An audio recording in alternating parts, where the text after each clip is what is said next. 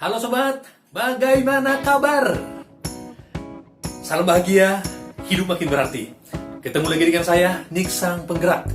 Video ini lanjutan dari video sebelumnya, yaitu tentang NLP masuk sekolah. Dan kali ini membahas tentang solusi limiting belief siswa yang sudah saya bahas di video sebelumnya juga. Saya harap Anda sudah menontonnya. Mari siapkan diri, pembahasan kita mulai.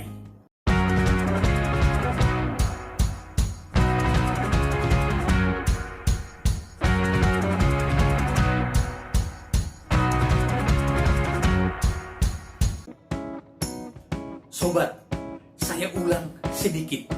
Dalam NLP ada 3 limiting belief. 1. Hopelessness, yaitu seseorang yang merasa dirinya tidak memiliki harapan untuk mampu mengerjakan satu tugas atau satu pekerjaan. Yang kedua adalah helplessness, seseorang yang merasa tidak mampu mengerjakan satu tugas atau pekerjaan sendirian kalau tidak dibantu oleh orang lain.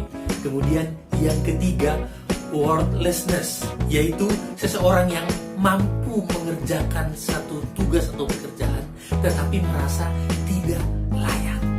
Nah, di video sebelumnya saya mengangkat kasus siswa dan mengerjakan soal matematika. Ada yang merasa kehilangan harapan, tidak mampu mengerjakan. Ada yang merasa tidak mampu mengerjakan sendiri kalau tidak dibantu oleh orang lain. Ada yang merasa mampu mengerjakan tapi merasa tidak layak.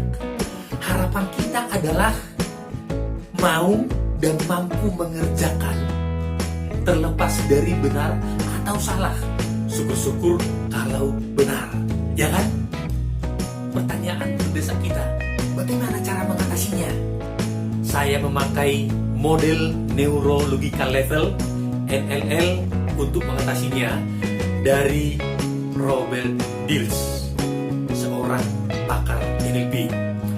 Neuro berpikir, logika level tingkatan, NLL tingkatan logika berpikir ada 6, seperti gambar berikut ini.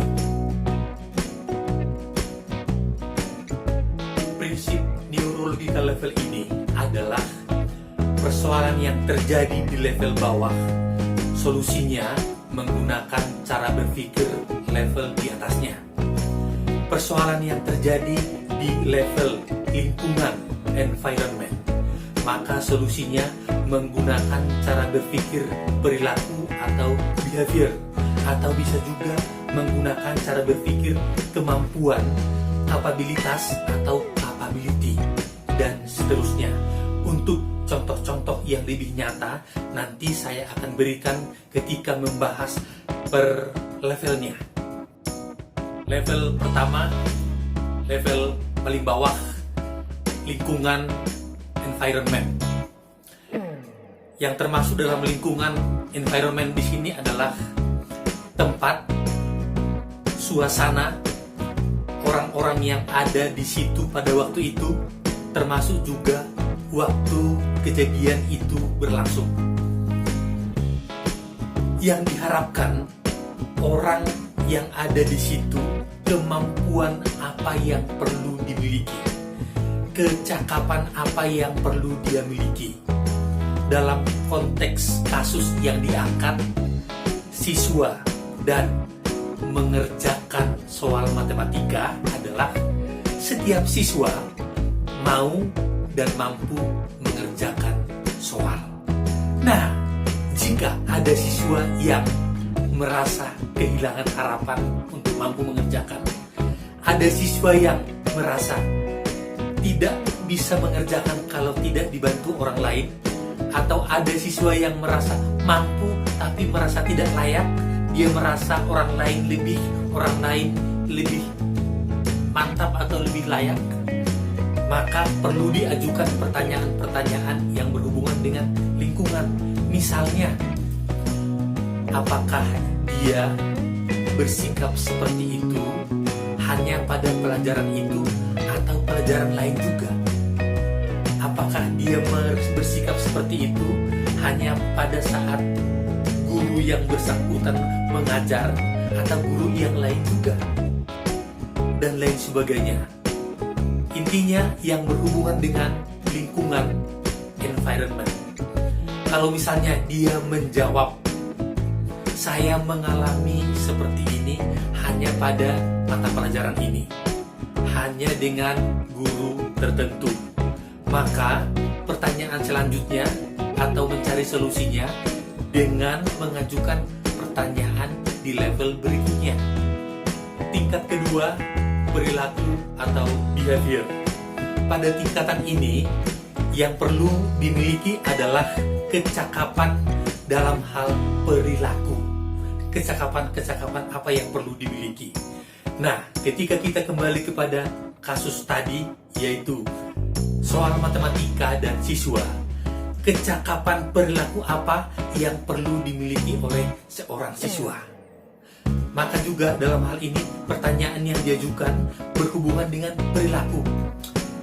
Apa yang perlu kamu lakukan supaya tugas ini selesai?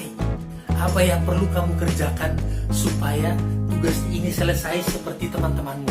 Kira-kira jawabannya apa?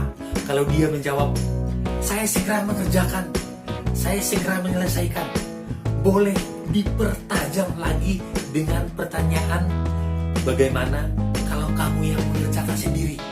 Kalau dia tetap menjawab, ya saya mau kerjakan sekarang, saya mau lakukan sekarang, berarti sudah beres.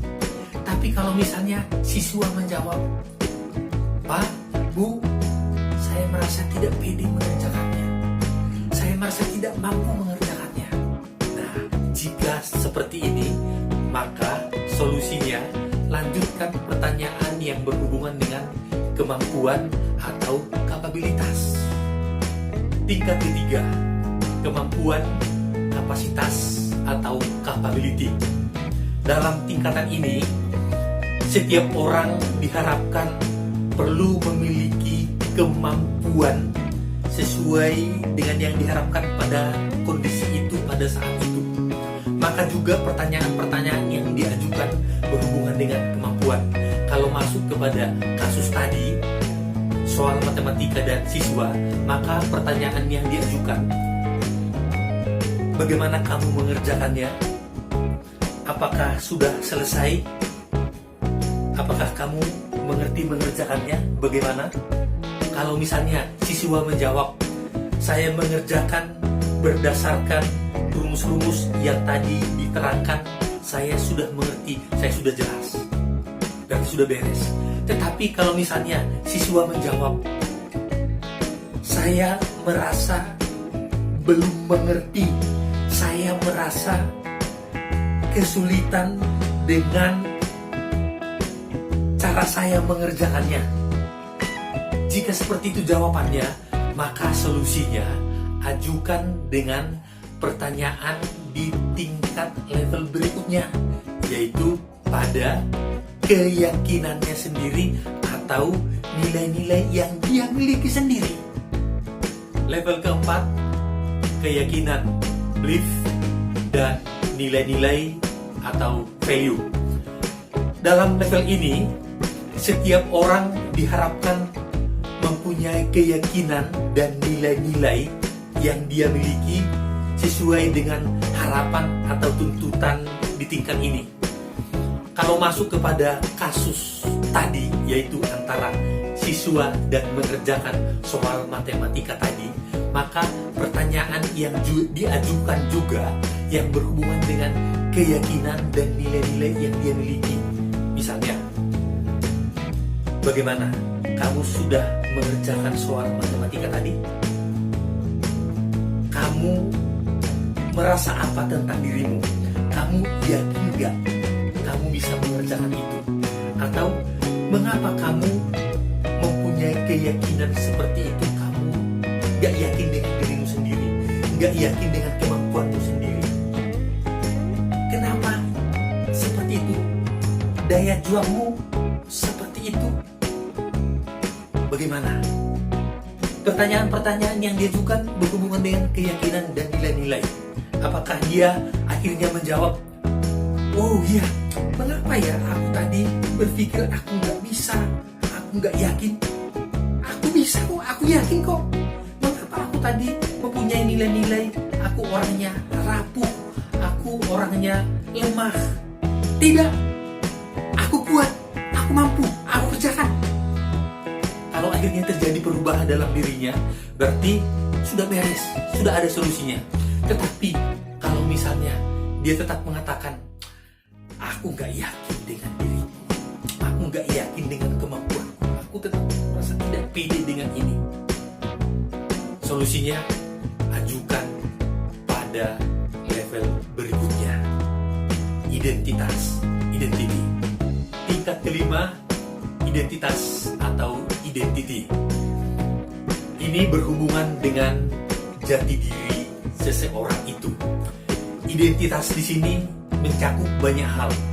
Bisa identitasnya sebagai anak, identitasnya sebagai siswa, identitasnya sebagai siswa di sekolah yang bersangkutan, identitasnya sesuai dengan identitas-identitas yang dia ambil kepada dirinya. Maka juga diharapkan sesuai dengan identitasnya itu, kecakapan-kecakapan apa yang perlu dia miliki. Masuk kepada kasus tadi, yaitu soal matematika dan siswa. Maka pertanyaan yang diajukan di sini, misalnya, kamu mengerjakan soal matematika. Kamu sebagai siswa kelas 6 atau kelas 7 atau kelas 8, 9, 10, 11, 12. Masa sebagai seorang siswa kelas titik-titik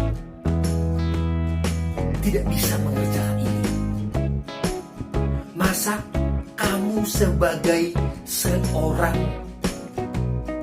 anak yang dibangga-banggakan oleh orang tua tidak bisa mengerjakan ini? Masa kamu sebagai siswa di antara teman-temanmu, lihat teman-temanmu, mereka mengerjakan, masa kamu tidak bisa mengerjakan ini?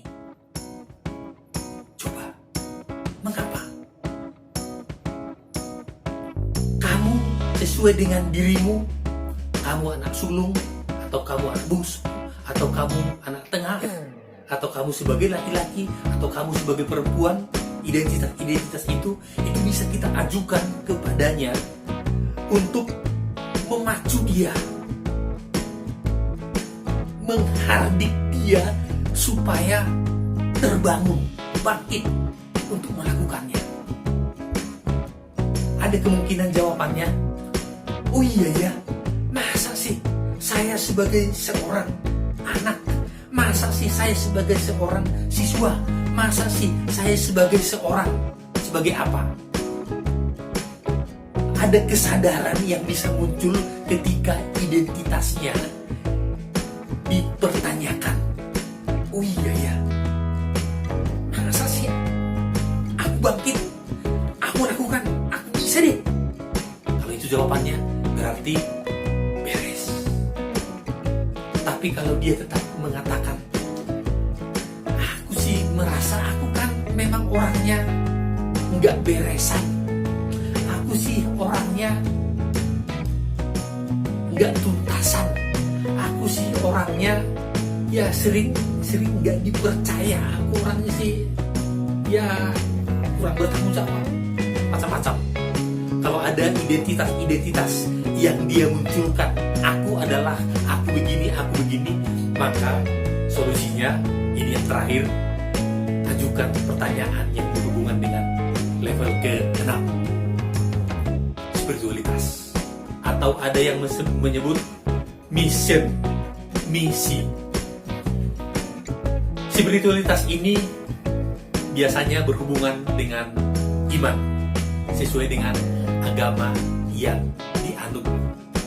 Maka pertanyaan-pertanyaan yang diajukan di sini yang berhubungan dengan iman, yang berhubungan dengan panggilan hidup seseorang itu di dunia ini sesuai dengan imannya dalam agama yang dia anut. Maka boleh kita mengajukan pertanyaan-pertanyaan yang sungguh berhubungan dengan iman orang itu. Kamu sesuai dengan agamamu, sesuai dengan imanmu, Tuhan mengharapkan apa dari dalam dirimu. Tuhan sudah memberikan potensi pada dirimu, punya potensi berpikir, potensi merasa, potensi mengolah, potensi melakukan. Itu talenta-talenta yang kamu miliki. Mau diapakan? Apakah kamu menyerah begitu saja? Apakah kamu menjadi pengalah? Bagaimana tindakanmu? Bagaimana jawabanmu? Bahkan dalam tingkatan ini perlu diciptakan kondisi atau situasi supaya orang itu bisa dalam suasana yang khusyuk, fokus, tenang, hening. Dia bisa berdoa dengan baik, merenung dengan baik. Kalau perlu tentu sesuai dengan agama, sesuai yang bersangkutan. Berikan kitab suci sesuai dengan agamanya.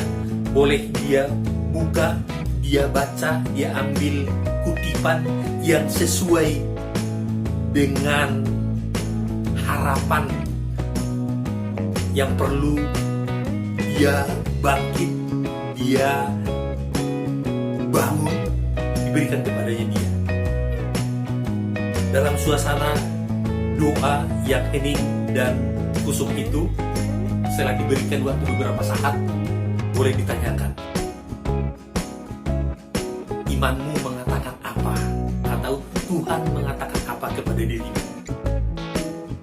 Nah, apakah serta-merta atau tiba-tiba bisa ditemukan jawaban? Bisa ya, tapi bisa juga butuh waktu, proses lebih lama. Nah, seperti itu contohnya yang bisa dilakukan dengan variasi-variasi lain, atau juga untuk para Bapak Ibu guru, boleh guru bidang studi yang bersangkutan atau guru yang biasanya menyelesaikan yang berhubungan dengan bimbingan konseling, boleh Bapak Ibu guru BK atau guru spiritualitas, guru religius atau guru agama di sekolah yang bersangkutan. Seperti itu kira-kira gambaran level 1, 2, 3, 4, 5, 6 tadi. Semoga membantu. Namun perlu saya beritahu di sini, ketika kita menghadapi sebuah katakanlah persoalan siswa di sekolah, apapun itu, apakah kita perlu bertanya dari level bawah dulu baru ke atas? Tidak. Tergantung dia menjawab ada di level mana. Apakah dia menjawab mulai dari memang situasinya, levelnya lingkungan, atau sudah langsung naik perilaku, atau sudah langsung naik kepada kemampuan, atau kepada keyakinan dan nilai-nilai, atau identitas, atau terakhir, tergantung pertanyaan yang kita ajukan dan jawaban dia, baru dari situ kita mengambil solusi. Intinya prinsipnya tadi, ketika dia mengatakan persoalannya di level mana kita temukan, maka solusinya kita ambil di level atasnya. Kira-kira seperti ini. Mudah-mudahan membantu Bapak Ibu guru, orang tua, termasuk adik-adik siswa-siswi sendiri. Jika bagi Anda ini membantu, silakan dibaca berulang atau dibagikan kepada orang-orang yang membutuhkan. Boleh juga di komen di kolom komentar, tempat untuk berdiskusi. Atau di yang baru pertama kali melihat, silakan di subscribe atau di like. Demikian pertemuan kita kali ini. Kita bertemu pada kesempatan berikutnya. Salam bahagia, hidup makin berarti.